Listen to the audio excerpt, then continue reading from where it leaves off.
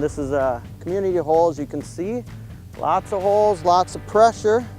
One of the tips I have for fishing pressured water is to downsize your lure. This place got pounded last night and we're here the next morning. And what I've done, I'm going to show you the lure that I use when we're in heavily pressured water. I've got a little 3.5 millimeter Chekai tungsten jig, and I put 1 euro on it. Now a lot of times when you're hole hopping, like yesterday when I was out here, I did a lot of hole hopping trying to find them because I never actually fished this community hole before, but I put on a bigger 4.5 millimeter Chekai tungsten. And I moved around a lot, but I started getting a lot of rejections on it once I found them. So I downsized to this one single gold, and it was the ticket. Started pounding them with that. So we're out here this morning seeing if we can duplicate yesterday. A lot of these lakes, when we're fishing, you can literally drill a lot of holes and not even fish without until you see a fish on your locator. But there are times, like this is only 9 feet deep, and a lot of times you won't see the fish. You got to call them in. So on this particular lake, it's semi-stained. I've noticed that I have to drop a lure down and give it 30 seconds to a minute, and a lot of times they show up. If you don't see them within the first minute, take off and check the next hole. But you actually got to fish, sometimes you got to fish every hole.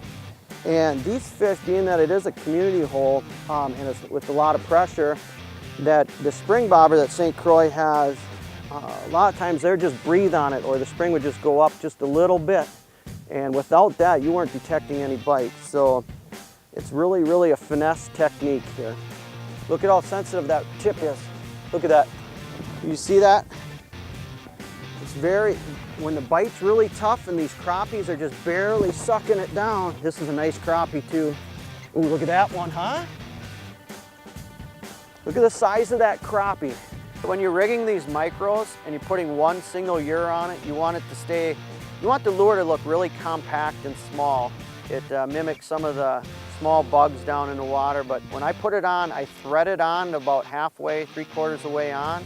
It's really critical that these tungstens stay horizontal. So you want to pull the line forward as far as you can so that when it sits in the water, it sits completely horizontal. Got him. Oh, nice one. Nice one. It's a nice fish here. Oh, big one.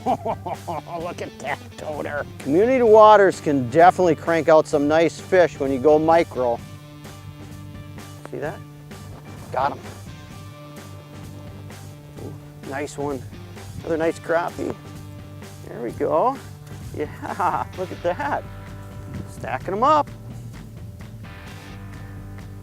Got him. Ooh, this one's got potential. Oh yeah, nice fish.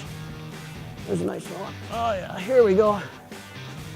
And next time you're out fishing community water, downsize your lure. Just go down to, like, Chekai makes a really, really good jig.